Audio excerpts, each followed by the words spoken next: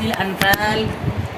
وہ لوگ سوال کر رہے ہیں، سوال کرتے ہیں آپ سے انفال کے بارے میں۔ قل الانفال للہ والرسول، اے نبی صلی اللہ علیہ وسلم آپ کہہ دیجئے انفال اللہ کے لیے ہے اور رسول کے لیے ہے۔ فاتقوا اللہ واصلحوا ذات بینکم، لہذا تقوی اختیار کرو، اللہ سے ڈرو، واصلحوا ذات بینکم، اور اصلاح کر لو اپنے درمیان، واصلحوا اور اصلاح کر لو ذات بینکم اپنے درمیان، واطیعوا اللہ ورسولہ اور اطاعت کرو اللہ کی، ورسولہ اور اس کے رسول کی، ان کنتم مؤمنین اگر تم مؤمن ہو۔ انما المؤمنون الذین اذا ذکر اللہ وجلت قلوبهم واذا تلیت علیہم آیاتہ زادتہم ایمانا وعلی ربہم یتوکلون۔ انما المؤمنون، حقیقت میں مومن وہ ہیں، الذین اذا ذکر اللہ وجلت قلوبهم، انما المؤمنون الذین اذا ذکر اللہ وجلت قلوبهم، حقیقت میں مومن وہ ہے، الذین اذا ذکر اللہ، جب اللہ کا ذکر کیا جائے، وجلت قلوبهم تو ان کا دل دہل جائے، وَإِذَا تُلِيَتْ عَلَيْهِمْ آیَاتُهُ اور جب تلاوت کی جائے ان کے سامنے ان کی آیات، وَإِذَا تُلِيَتْ عَلَيْهِمْ آیَاتُهُ اور جب پڑھ کر کے سنایا جائے ان کے اوپر ان کی آیات، زادتہم ایمانا تو ان کے ایمان میں اضافہ کر دے، وَعَلَى رَبِّهِمْ يَتَوَكَّلُونَ ان کے ایمان میں اضافہ کر دے، یہ لفظی ترجمہ ہے فعل فاعل کا خاص خیال رکھتے ہوئے، ورنہ عام طور پہ جو ہم لوگ کہتے ہیں کہ ان کا ایمان بڑھ جاتا ہے، ترجمہ وہ بھی کر سکتے ہیں۔ زادتہم ایمانا ان کے ایمان میں اضافہ کر دے، وعلی ربہم یتوکلون اور وہ اپنے رب پر بھروسہ رکھتے ہیں۔ الذین یقیمون الصلاۃ، الذین یقیمون الصلاۃ اوپر ہی سے ہے انما المؤمنون سے، انہی میں سے یہ چوتھی صفت، الذین یقیمون الصلاۃ کہ حقیقت میں مومن وہ ہے جو نماز کو قائم کرتے ہیں، ومما رزقناہم ینفقون اور ان میں سے جو کچھ ہم نے ان کو دیا ہے خرچ کرتے ہیں، ومما رزقناہم اور ان میں سے جو کچھ ہم نے ان کو دیا ہے خرچ کرتے ہیں۔ اولئک هم المؤمنون حقا، اولئک هم المؤمنون یہی وہ لوگ ہیں جو حقیقت میں مؤمن ہیں، لہم درجات عند ربہم، لہم درجات ان کے لیے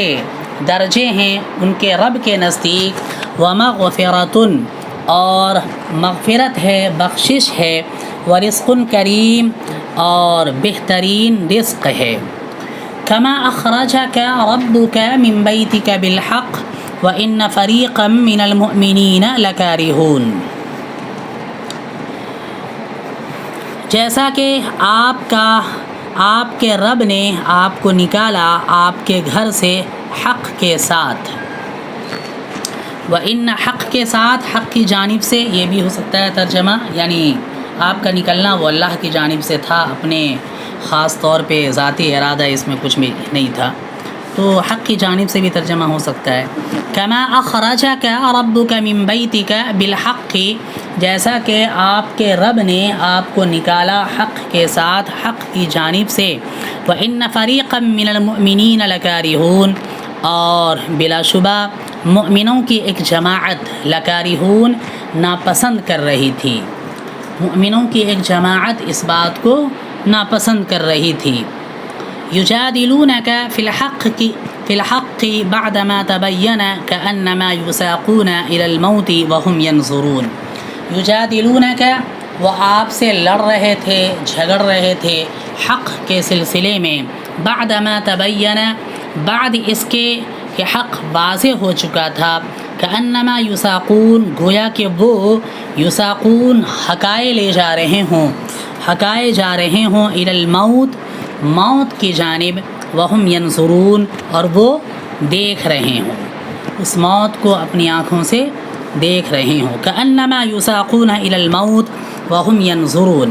وَإِذْ يَعِدُكُمُ اللَّهُ إِحْدَى الطَّائِفَتَيْنِ أَنَّهَا لَكُمْ،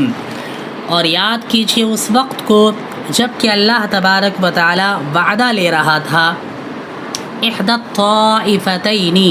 دو جماعتوں میں سے ایک جماعت کا وعدہ، دو جماعتوں میں سے ایک جماعت کا انہا لکم، کہ ان میں سے ایک تمہارے لیے ہے، وتودون، اور تم چاہ یہ رہے تھے، ان غیر ذات الشوکتی، کہ بغیر کسی تکلیف کے، ان بلا شبہ، غیر نہ، ذات الشوکتی تکلیف والی چیز، بلا شبہ تکلیف والی چیز نہ ہو، یہ لفظی ترجمہ ہے، یعنی بغیر کسی تکلیف کے وہ جماعت، وہ ساز و سامان تم کو حاصل ہو جائے۔ اصل یہ ہے وتودون، اور تم چاہ یہ رہے تھے، ان غیر ذات الشوکتی، بغیر کسی تکلیف کے، تکونو، ہو جائے، حاصل ہو جائے، لکم، تمہارے لیے، تم کو مل جائے۔ وَيُرِيدُ اللَّهُ، اور اللہ چاہ یہ رہا تھا، ان یحق الحق، کہ حق کو ثابت کر دے اپنے کلمات کے ذریعے سے، وَيَقْطَعَ دَابِرَ الْكَافِرِينَ، اور کافروں کی جڑوں کو کاٹ دے،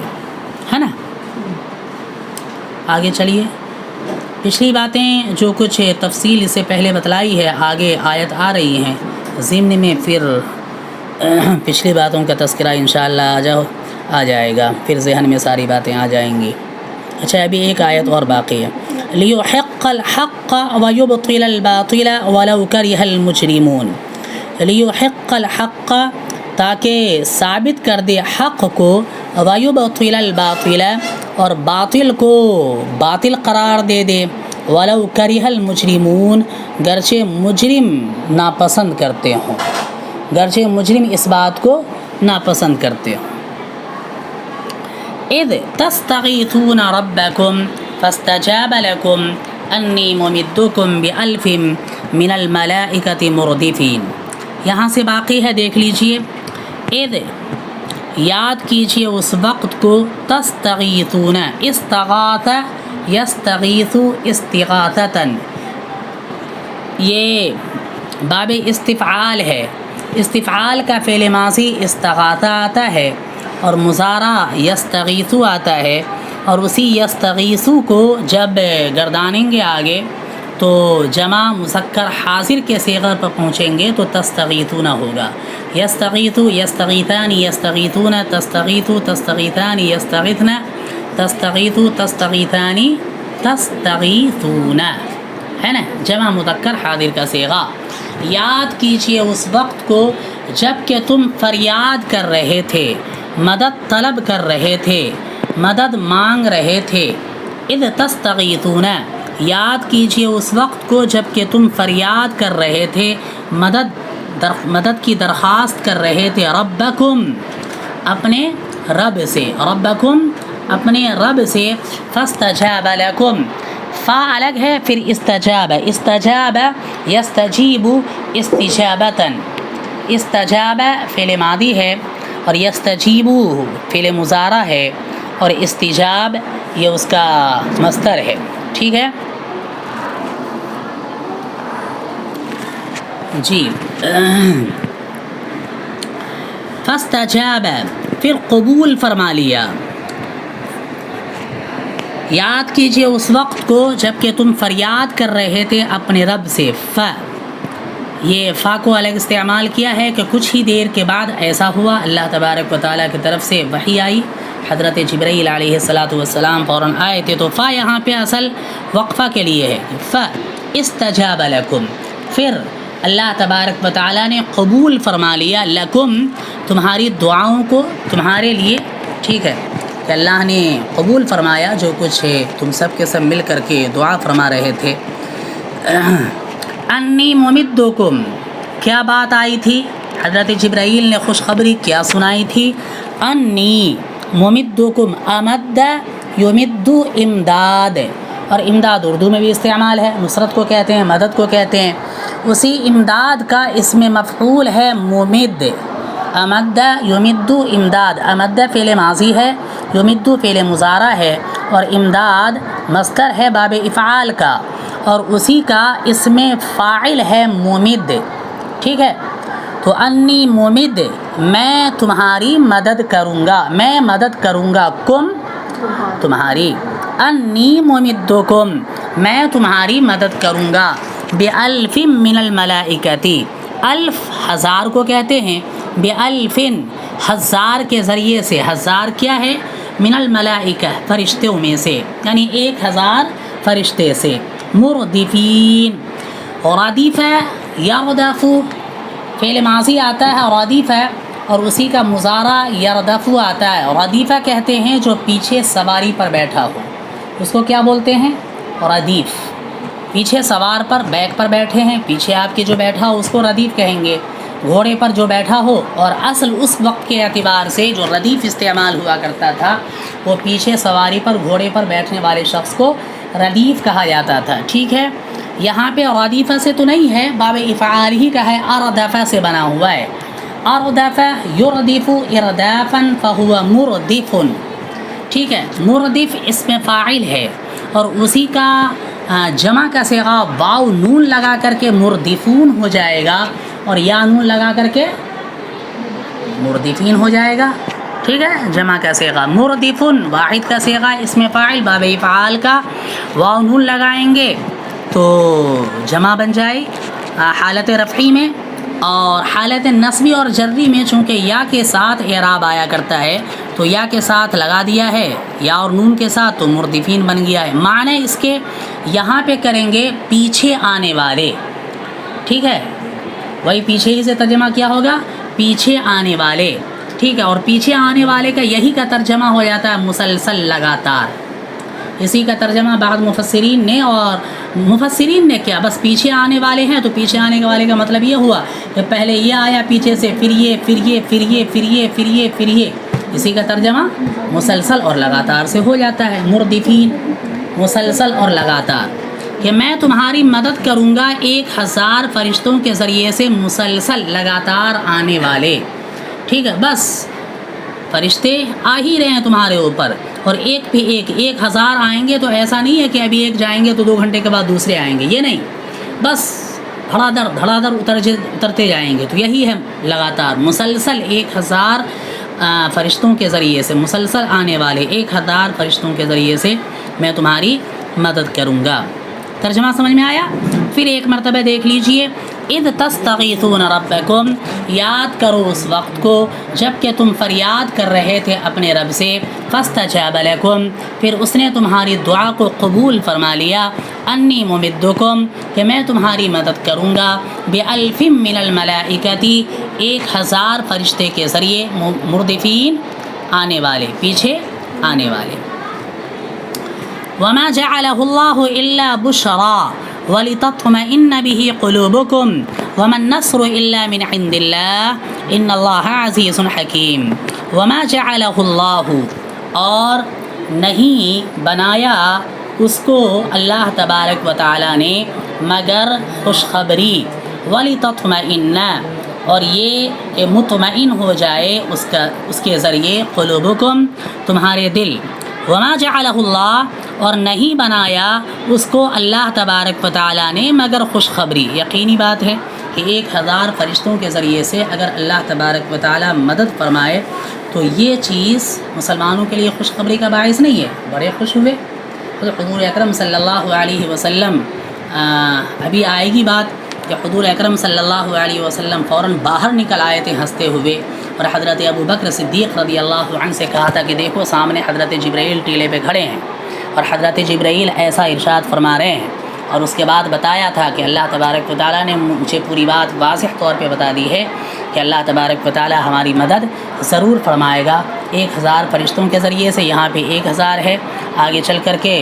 آگے کیا بلکہ یہ 9واں پارہ ہے، تو پیچھے 4تھے پارے میں جہاں پر جنگ بدر کا تذکرہ ہے وہاں پر 3000 اور 5000 کا بھی تذکرہ آیا ہے، ٹھیک ہے؟ اور قرآن کی آیت ہے تو تینوں کی تعویل بھی الگ الگ ہے کہ کس طریقے سے 3000 فرشتے ہوئے اور کس طریقے سے 5000 فرشتے ہوئے، اور سب کے ساتھ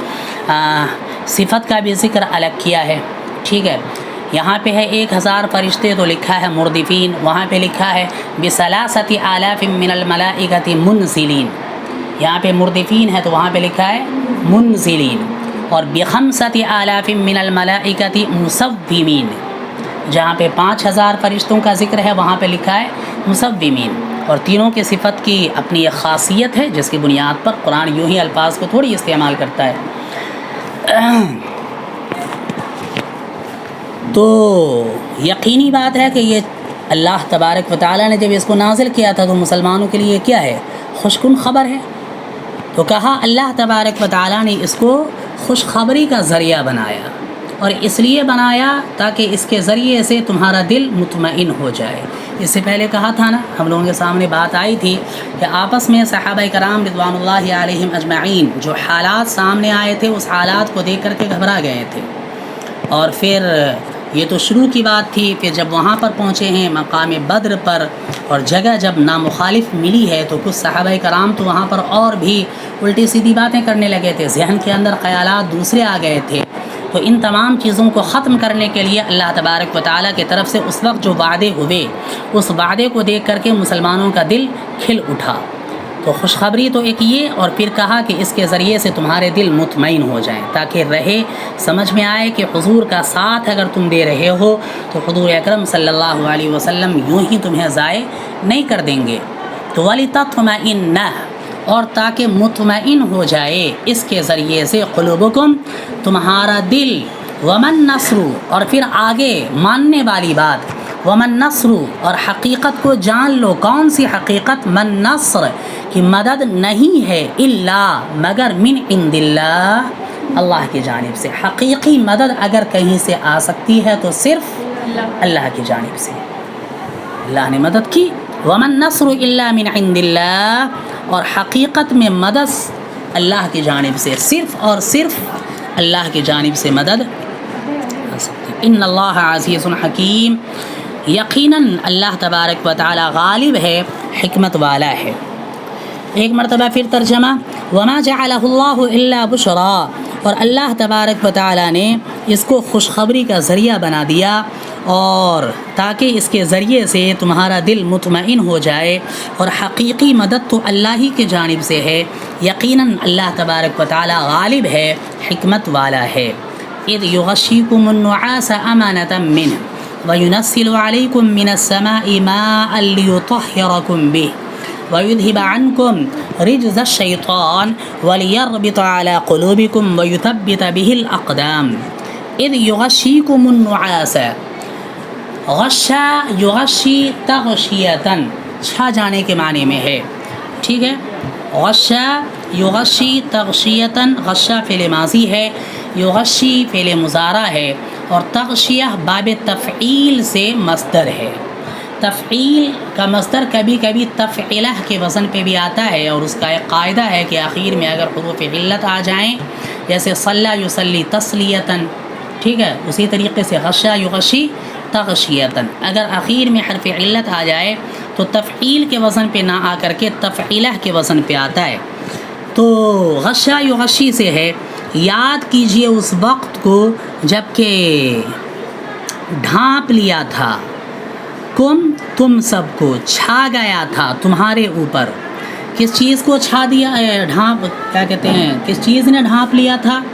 آگے ہے، اللہ تبارک و تعالیٰ نے ڈھانپ دیا تھا تمہارے اوپر۔ النعاس، یہ ہے آگے، النعاس، نعاس کہتے ہیں ہم لوگ اردو زبان میں اونگ کو استعمال کرتے ہیں، ٹھیک ہے۔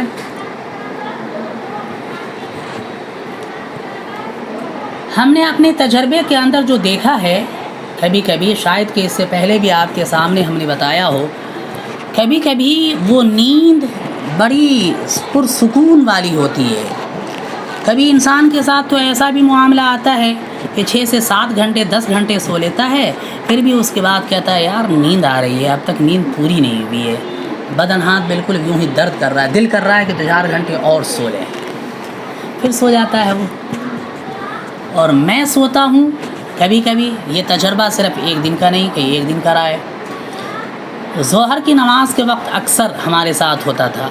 اب نہیں ہوتا ہے چونکہ مسجد میں اب نہیں ہے، ٹھیک ٹھیک ہے، ہم نے بتایا تھا اس سے پہلے بھی کلاس میں، شاید کہ بتایا ہے، 15 منٹ کا وقفہ ہوتا ہے اذان اور نماز میں، 15 منٹ کا صرف۔ 1:15 پہ اذان ہوتی تھی، ہم سو جاتے تھے اذان دے کر کے، 1:15 پہ اذان ہوتی تھی اور 1:15 پہ اذان دے کر کے الارم لگا کر کے ہم سو جاتے تھے، ٹھیک ہے، اور 26 یا 27 پہ پھر اٹھ جاتے تھے، اور 15 پہ اذان ہوتی تھی تو اذان دے کر کے اپنے کمرے تک پہنچتے پہنچتے 20 ہو جاتا تھا، اور 20 سے لے کر کے 26-27 منٹ۔ اور واقعتاً ایسا بھی نہیں ہے کہ صرف یوں ہی لیٹے ہیں، ایک دم،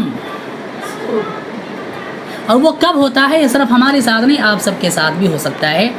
آپ اگر کام میں مستقل لگے ہوئے ہوں، تھکاوٹ بہت زیادہ ہو، ذہن اس قدر تھک چکا ہو کہ کسی کام کے کرنے کو دل نہ چاہتا ہو، آپ نے بریانی چڑھا دی اور اب آپ نے کہا کہ لاؤ جب تک اس کا پانی گرم ہو جائے یا کچھ بھاپ اس کے اندر لگ جائے، ایک ذرا سا کمر سیدھی کر لیتے ہیں۔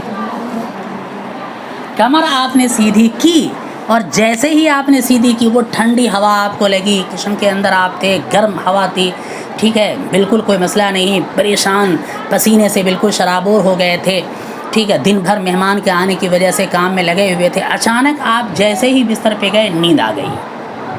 اور آپ خود سے اگر نہیں بھی جگے تو اگر 5-6 منٹ کے بعد آ کر کے کوئی جگہ تھا، امی وہ آپ نے چڑھا دیا اس پر، آ کر کے آپ یہاں سو رہی، اچھا، لیکن یہی 7 منٹ کا سونا آپ کے پورے تھکاوٹ کو دور کر دے۔ یہ آپ سب کو بھی تجربہ ہے، یہ صرف ہم ہی کو نہیں ہے، ٹھیک ہے، بس وہ جو سو لیا اس کے بعد اتفاق سے آپ کے ساتھ ایسا بھی ہو سکتا ہے کہ دن بھر سونے کا وقت ملا بھی نہ ہو، بچے سب سو گئے ہوں، رات میں 12 سے 1 بج رہے ہوں، سب نے کہہ دیا ہو کہ امی اب دن بھر کے جگے ہوئے ہیں، آپ جا کر کے سو جائیے، لیکن اس وقت بھی آپ اپنے آپ کو فریش محسوس کر رہے ہیں، اس لیے کہ وہ جو سونا ہوا تھا وہ کام کر گیا۔ یہ ہے نعاس،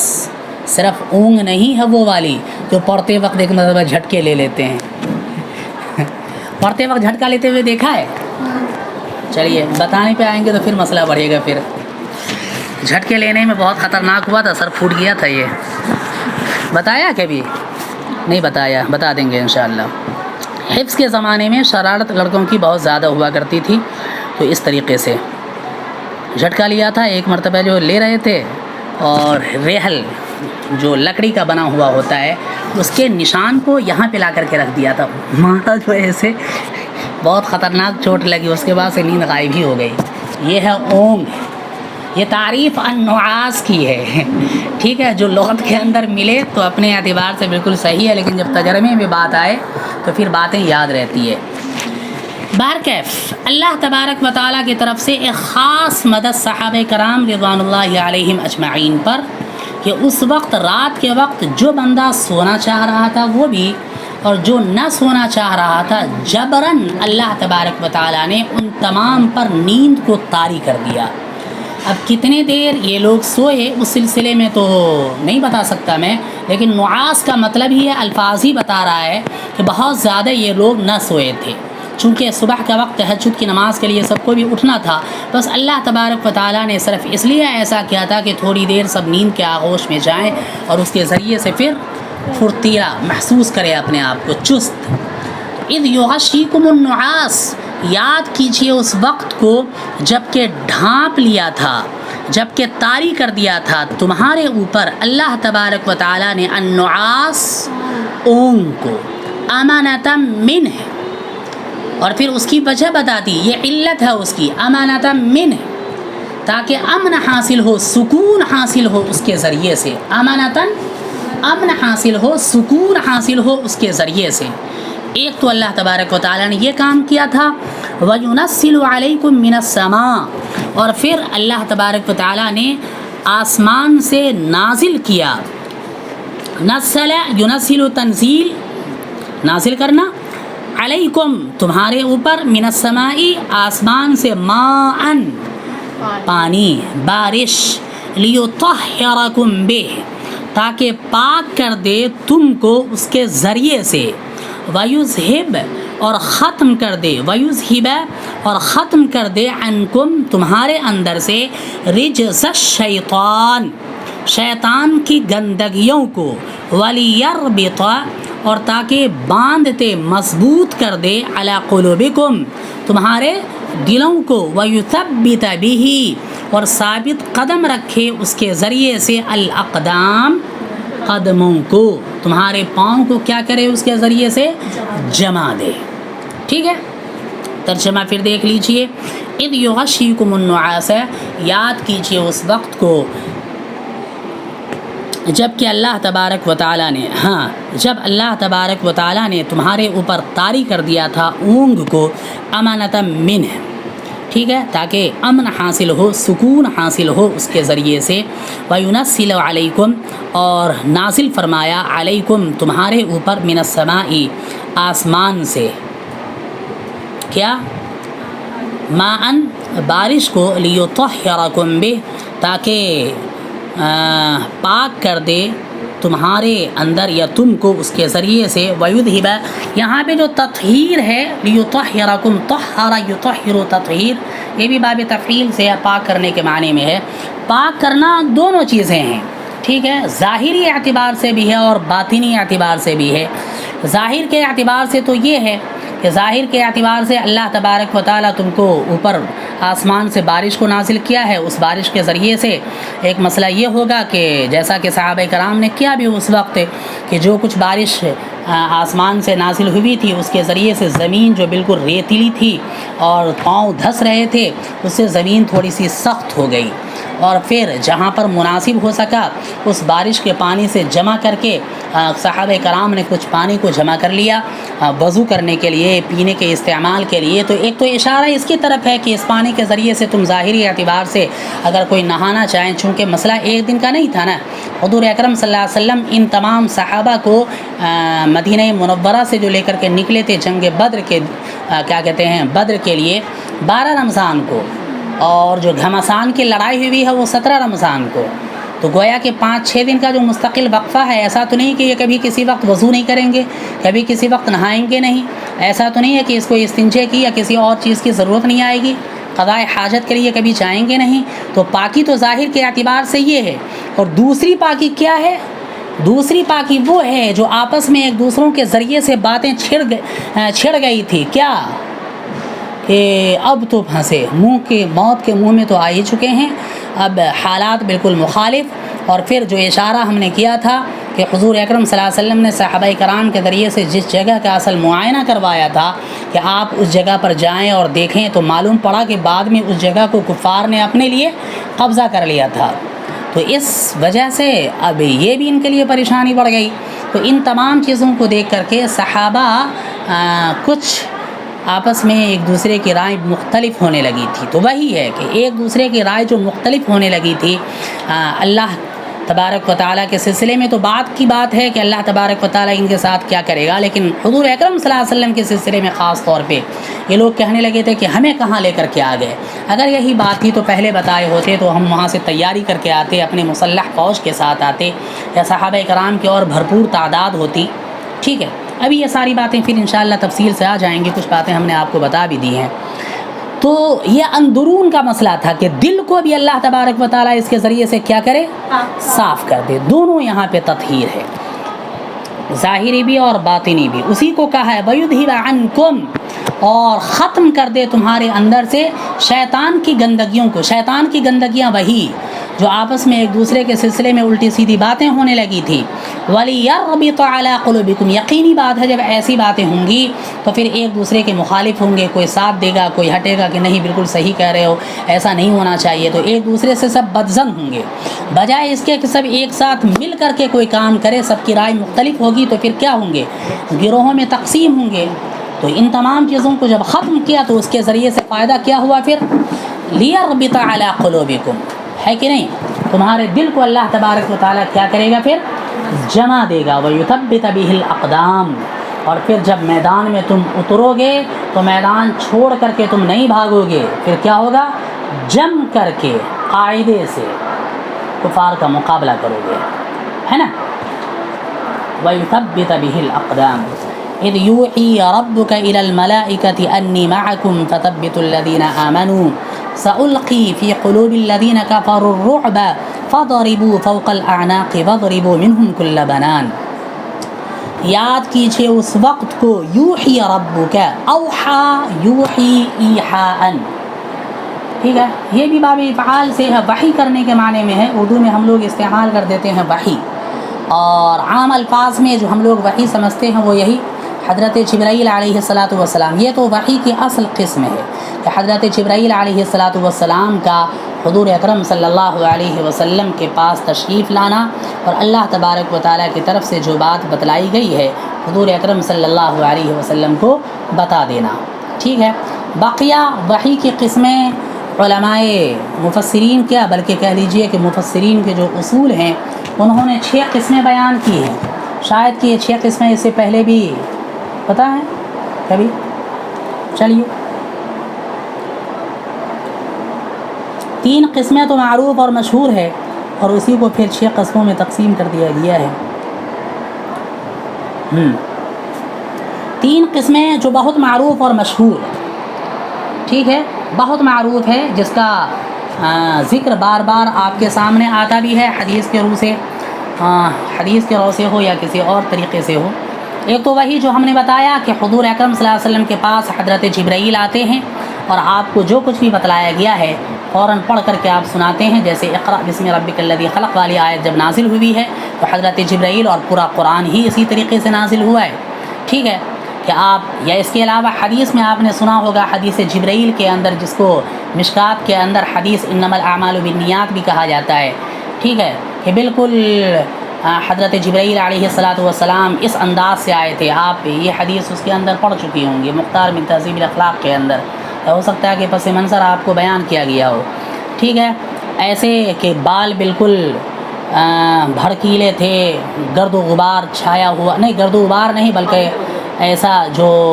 سیٹا ہوا نہ ہو, جس کو کہتے ہیں نا کہ بال سیٹ کیا ہوا, ایسا بالکل نہ ہو. لیکن دوسرے اعتبار سے ایسا لگ رہا تھا کہ پانی ہلکے سے ٹپک رہے ہوں. لیکن صحابہ کرام رضوان اللہ علیہ مجمعین کا بیان ہے کہ جب ایسے آئے تھے تو ایسا محسوس ہونا چاہیے تھا کہ ہمارے ہی اطراف میں سے کوئی بندہ ہوگا جو ابھی ابھی گھر سے آیا ہے. لیکن نہیں, صحابہ کرام میں سے بھی کوئی شخص ان کو نہیں پہچانتا تھا, اور آ کر کے سیدھا حضور اکرم صلی اللہ علیہ وسلم کے بالکل گھٹنوں کے قریب جا کر کے بیٹھ گیا ہے, اور پھر حضور اکرم صلی اللہ علیہ وسلم سے سوال کیا ہے. ٹھیک ہے, سوال کرنے کے بعد حضور اکرم صلی اللہ علیہ وسلم نے اس کا جواب دیا تو خود ہی اس کی تصدیق کر رہے ہیں. پھر بعد میں حضور اکرم صلی اللہ علیہ وسلم نے بتایا ہے کہ یہ حضرت جبرائیل تھے جو تمہارے پاس تمہارے دین کو سکھانے کے لیے آئے تھے. اور یہ جو سوال کا انداز تھا, اس انداز کو دیکھ کر کے حضرت عمر تو بالکل, حضور اشارہ ہو تو ان کے ساتھ کچھ مرمت ہم کر دیں ان کی.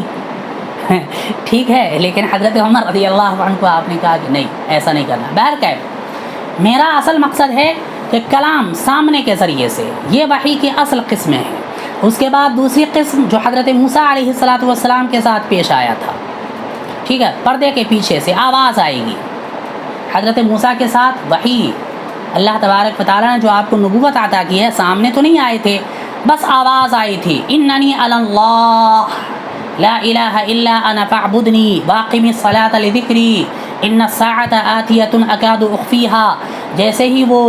کوہ طور پر گئے تھے تو فوراً آواز آئی, فاخلع نعلیک انک بالوادی, کوہ طور نہیں, طویٰ کے مقدس پہاڑی پر جو اس میں ہے, انک بالوادی المقدس طویٰ فانا اخترتک فاستمع لما یوحیٰ. یہ پوری آواز آئی ہے, گویا کہ پردے کے پیچھے سے جو آواز آتی ہے. اور تیسری قسم جو وحی کی مشہور ہے کہ اللہ تبارک و تعالی دل کے اندر بات کو ڈال دیتا ہے, القاء کرتا ہے. ٹھیک ہے, بقیہ اس کے علاوہ ہم نے کہا کہ 3 اور ہے, سلسلۃ الجرس وغیرہ ہے, اس کی تفسیر بعد میں پڑھیے گا. یہاں پر دیکھیے, اذ یوحی ربک, یاد کیجئے اس وقت کو جب کہ آپ کا رب وحی کر رہا تھا, الی الملائکۃ, فرشتے کی طرف, انی, یقیناً میں, معکم, تمہارے ساتھ ہوں, فثبتوا الذین آمنوا, لہذا ثابت قدم رہو تم سب کے سب, الذین آمنوا, قدم رہو, ثابت قدم رہو یا ثابت قدم رکھو, الذین آمنوا, ان لوگوں کو جو ایمان لا چکے ہیں. سألقی, عن قریب, القا یلقی سے ہے, سألقی فی قلوب الذین, عن قریب میں ڈال دوں گا, فی قلوب الذین, ان لوگوں کے دلوں میں, الذین کفروا, جن لوگوں نے کفر کیا ہے. کس کو ڈال دوں گا؟ الرعب، یہ القی کا مفعول ہے، اصل ہے سألقی الرعب فی قلوب الذین کفروا، ٹھیک ہے، کہ میں ڈال دوں گا ان لوگوں کے دلوں میں، سألقی میں ڈال دوں گا ان لوگوں کے دلوں میں جنہوں نے کفر کیا ڈال دوں گا؟ رعب، دبدبا. فاضربوا، نتیجہ کیا ہو اس کا؟ سبب کے لیے وجہ، اس کا رزلٹ کیا نکلے گا؟ فاضربوا، تو تم مارو گے، اڑاؤ گے، فوق الاعناق، گردنوں کے اوپر، واضربوا، اور مارو. فاضربوا فعل امر ہے، لہذا تم مارو، فوق الاعناق، گردنوں کے اوپر، واضربوا، اور مارو، منہم، انہی میں سے، کل بنان. بنان کہتے ہیں پور کو، جس کو اردو میں استعمال کر سکتے ہیں، جیسا کہ جنگ بدر کا واقعہ مشہور ہے کہ صحابہ کرام نے اور مسلمانوں نے اور فرشتوں نے مل کر کے ان لوگوں کو گاجر مولی کی طرح، یہ لفظ استعمال کیا آتا ہے نا، کہ گاجر مولی کی طرح کاٹ دیا تھا. ٹھیک ہے، تو کل بنان وہی، ہر پور کو کاٹو گے، جسم کا ہر حصہ پور کہتے ہیں اس کو. یہ ناخن کے اس حصے کو یہاں سے کاٹ دیجئے، پھر یہاں سے کاٹیے، پھر یہاں سے کاٹیے، پھر یہاں سے کاٹیے، یہ کیا ہے؟ پور. ٹھیک ہے، کیا بولتے ہیں اس کو؟ نہیں، اردو میں پور ہی بولتے ہیں، صحیح ہے نا؟ ٹھیک ہے. پھر اذ یوحی ربک الی الملائکۃ انی معکم، یاد کیجئے اس وقت کو جب کہ آپ کا رب وحی کر رہا تھا الی الملائکۃ، فرشتے کی طرف، انی معکم، کہ میں تمہارے ساتھ ہوں، فثبتوا الذین آمنوا، لہذا تم ثابت قدم رکھو ان لوگوں کو جو ایمان لا چکے ہیں، یعنی ایمان والوں کو. سألقی فی قلوب الذین، عن قریب میں ڈال دوں گا ان لوگوں کے دلوں میں جنہوں نے کفر کیا ہے. کیا ڈال دوں گا؟ الرعب.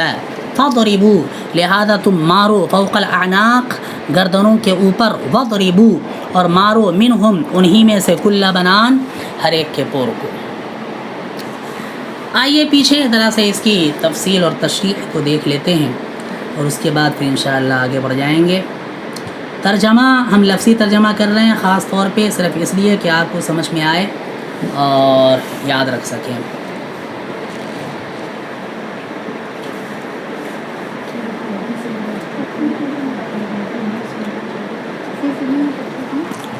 جی،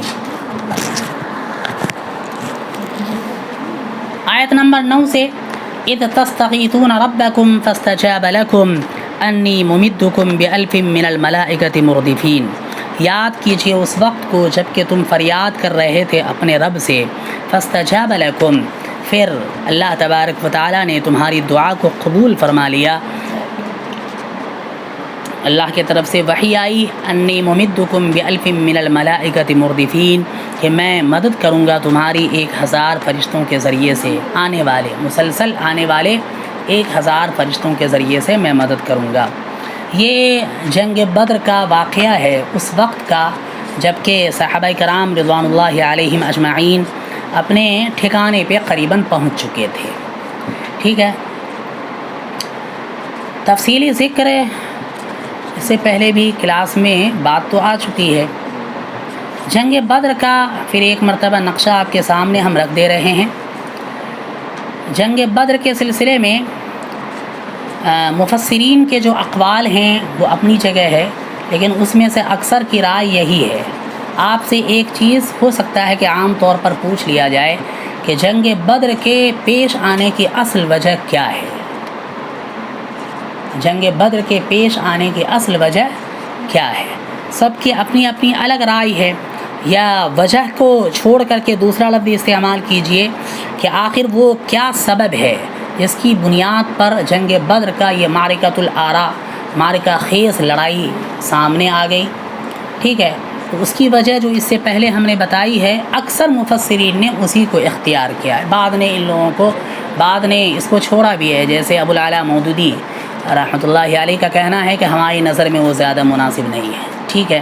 لیکن اکثر مفسرین نے اسی کو اختیار کیا. کیا؟ وہی کہ اللہ کے نبی صلی اللہ علیہ وسلم کو اس بات کی خبر ملی کہ ابو سفیان کا قافلہ تجارتی ساز و سامان کے ساتھ، وہ تجارتی قافلہ جس کے اندر قریباً مکے کے ہر فرد کا کچھ نہ کچھ لگا ہوا تھا تمام مال و زر فائدے کے لیے، اور وہ تمام فائدے کی چیزیں یعنی تجارت کا ساز و سامان وہ لے کر کے واپس آ رہا تھا۔ اور اس کی اطلاع حضور اکرم صلی اللہ علیہ وسلم کو جب ملی ہے تو حضور اکرم صلی اللہ علیہ وسلم نے اپنے صحابہ کرام کی کچھ جماعت کو لے کر کے سوچا، چونکہ اس سے پہلے جو مکی زندگی حضور اکرم صلی اللہ علیہ وسلم کی تھی اور صحابہ کرام کی تھی، اب یہ دوسرا سال ہے، مدینے کی 1 سال کی زندگی گزر چکی ہے اور یہ دوسرا سال ہے، لیکن اس سے پہلے 13 سال جو آپ رہے اور یہ کفار و مشرکین مسلمانوں کے اوپر جو اپنا رعب و دبدبہ جماتے رہے، ڈھیٹ بنے رہے، یا یوں کہہ لیجئے کہ چاہا کہ ہر اعتبار سے مسلمانوں کو دبا کر کے رکھیں، وہ زور کیا ہے؟ اصل وجہ مال و دولت۔ اصل وجہ کیا تھی؟ وہ مال و دولت، کہ ان کو ان چیزوں کی وجہ سے تمام چیزوں پر غلبہ حاصل تھا، اور اسی زور کو وہ استعمال کیا کرتے تھے موقع بموقع۔ تو حضور نے مناسب یہ سمجھا کہ اصل یہی ہے، تو تمام مال و زر تو ان کے اسی میں لگے ہوئے ہیں، تو لہذا ان قافلے کو روکا جائے، اور روک کر کے کچھ نہ کچھ ان کا جو اصل دماغ پر نشہ چڑھا ہوا ہے مال و دولت کا، اس نشے کو توڑا جائے۔ یہ بہت بڑھیا موقع ہے۔ اکثر مفسرین نے اسی کو اختیار کیا ہے کہ حضور اکرم صلی اللہ علیہ وسلم کی یہی رائے بنی تھی، اور بلکہ جب مفسرین نے اس کو اختیار کیا ہے تو سیدھا حضور اکرم صلی اللہ علیہ وسلم کی اس بات کو تمام مفسرین نے اللہ کے جانب منسوب بھی کیا ہے کہ اللہ تبارک و تعالیٰ نے حضور کے ذہن میں یہ بات ڈالی کہ بڑا اچھا موقع ہے کہ اس وقت ان کے اس طاقت کو توڑا جائے۔ ٹھیک ہے، بعض مفسرین نے اس سے اپنے آپ کو الگ بھی کر لیا کہ نہیں، ہماری نظر میں یہ زیادہ مناسب اور بہتر نہیں ہے۔ بہرکیف چلیے، حضور اکرم صلی اللہ علیہ وسلم نے یہ سوچا تھا، اور سوچنے کے بعد اپنے تمام وہ صحابہ جو آپ کے ساتھ جا سکتے تھے، ان تمام صحابہ کو، چونکہ آپ نے پہلے ہی کہہ دیا تھا کہ صرف یہ چیز کرنا ہے، تو صحابہ کو بھی یہی لگا تھا کہ اصل کوئی مسئلہ نہیں ہے، یعنی کوئی جنگی مسئلہ نہیں ہے کہ ہم لوگ مسلح فوج کے ساتھ چلیں اور پوری تیاری کے ساتھ چلیں، یہ بس چند ایک بہت زیادہ مسئلہ نہیں ہے، کچھ افراد اگر ساتھ میں ہو جائیں گے تو اس سے بھی یہ کام بن جائے گا۔ بہرکیف حضور اکرم صلی اللہ علیہ وسلم نے تو پہلا مشورہ تو آپ نے یہیں پر کیا تھا، ٹھیک ہے، پہلا مشورہ صحابہ کرام سے، پھر صحابہ کرام کی ان تعداد کو لے کر کے نکلے ہیں، اور نکلنے کے بعد جب آگے پہنچے ہیں تو حضور اکرم صلی اللہ علیہ وسلم نے مقام، مفسرین نے اس کا ذکر کیا ہے، مقام کیا وہ بیر سقیہ پر جو آپ پہنچے ہیں، تو وہاں پر حضور اکرم صلی اللہ علیہ وسلم نے کہا ہے کہ ذرا سا دیکھیے کہ ہماری تعداد کتنی ہے، تو فرمایا گیا کہ قریباً 313 کی تعداد ہے۔ تو آپ صلی اللہ علیہ وسلم نے خوشی کا اظہار کیا، اور اشارہ کہاں دیا؟ طالوت اور جالوت کی طرف، ٹھیک ہے، کہ اس وقت کی تعداد ان کی بھی یہی تھی، اللہ تبارک و تعالیٰ نے اس کو غلبہ عطا فرمایا تھا۔ امید ہے کہ یہ فعل بہت بہتر ہے، تعداد اگر اتنی ہے، اللہ کی ذات سے امید ہے کہ ہمیں بھی غلبہ ضرور نصیب ہو۔ آگے پہنچ کر کے حضور اکرم صلی اللہ علیہ وسلم نے یہ تو کیا، لیکن ایک مسئلہ یہ ہوا کہ کسی فرد نے جا کر کے ابو سفیان کو اس بات کی خبر دے دی تھی کہ جس راستے سے آپ جانے والے ہیں محمد عربی صلی اللہ علیہ وسلم اور آپ کے ساتھی اس جماعتوں پر حملہ کرنے والے ہیں، ٹھیک ہے۔ اس خبر کو سن کر کے انہوں نے اپنے آپ کو ہوش میں لیا، اور پہلی فرصت میں انہوں نے ایک کام کیا کہ مدینے کے بالکل قریب سے جو راستہ آ رہا تھا اس راستے کو چھوڑ کر کے انہوں نے ساحل کا راستہ اختیار کیا، اور دوسرا کام وہی جو اس سے پہلے ہم نے بتایا تھا کہ ایک فرد کو قریباً 2000 دینار دے کر کے اس بات پہ تیار کیا تھا کہ تم یہاں سے جتنی تیز رفتار ہو سکے جاؤ مکے کے اندر اور خبر دو کہ ہمارے ساتھ یہ معاملہ ہونے والا ہے، جس کی وجہ سے بھرپور ہماری مدد کی جائے۔ تو ادھر سے یہ ساحل سے لے کر کے نکلا ہے اپنے قافلے کو، اور وہاں جا کر کے بڑی تیزی کے ساتھ وہ پہنچا ہے، اور جا کر کے مکے کے اندر وہ بگل بجا دیا، اور وہی اشارہ جو پہلے کہا تھا کہ اپنے اونٹنیوں کے کان کو، ناک کو، پونچھ کو، ان تمام چیزوں کو کاٹ ڈالا اور اپنے کرتے وغیرہ بھی نکال ڈالا، خون لگا لیا اس میں، اور اسی حال میں مکہ مکرمہ کے اندر پہنچا تاکہ لوگ دیکھ کر کے پہلے ہی سمجھ جائے کہ حالات بہتر نہیں، بہت ہی زیادہ گمبھیر مسئلہ ہے۔ اور لوگوں نے واقعتاً سیریس لیا بھی، اس وقت کے جو وہاں پر سردار موجود تھے، ابو جہل وغیرہ، ابو لہب وغیرہ، انہوں نے اس بات کو سیریس لیا بھی اور اپنے اعتبار سے مکمل تیاری کی، اور تیاری کی وہی صورت کہ تمام لوگوں کے مال و زیور وغیرہ جتنے بھی ان تمام چیزوں کو جمع کروایا۔ جو خود جا سکتا تھا بہت اچھی بات ہے، اور اگر خود نہیں جا سکتا تھا تو ضروری اور لازم تھا کہ اپنی جگہ پر کسی نہ کسی فرد کو بھیجے۔ اور اگر کوئی شخص ایسا ہے جو ابھی اسلام لا چکا ہے لیکن اسلام کو واضح نہیں کیا ہے، تو اسلام کو واضح نہیں کیا ہے تو پھر ان کو بھی ان لوگوں نے پریشر ڈالا کہ نہیں جانا تو ہوگا، اس لیے کہ اگر یہ جانے سے انکار کریں گے تو پھر سمجھ میں آ جائے گا کہ اندرون مسئلہ تو تمہارا کچھ اور ہے۔ لہذا ان لوگوں نے اپنے اسلام کو بچاتے ہوئے، خاص طور پہ اس پہ تذکرہ آتا ہے حضرت حضور اکرم صلی اللہ علیہ وسلم کے چچا حضرت عباس کا اور آپ کے دو بھتیجے عقیل اور طالب کا، کہ یہ سب کے سب یہ تینوں قریباً اندر سے اسلام لا چکے تھے لیکن اس کا اظہار ابھی انہوں نے نہیں کیا تھا۔ لیکن مسئلہ یہ تھا کہ اگر جانے سے انکار کر دیتے تو سمجھ میں آ جاتا کہ تم مکی نہیں ہو اصل وہاں والے، اور چھپ چھپ کر کے جاسوس یہاں بنے ہوئے ہو، لہذا مسئلہ اور بڑھ جاتا۔ ان لوگوں نے اپنے آپ کو فوراً پیش کر دیا کہ ٹھیک ہے ہم چلیں۔ لیکن ایک مسئلہ انہوں نے کیا تھا جس کا تذکرہ اس وقت نہیں کریں گے، وہ وہیں پر موقع پہ بہت اچھا لگے گا پھر، ٹھیک ہے، وہ وہیں پر کریں گے۔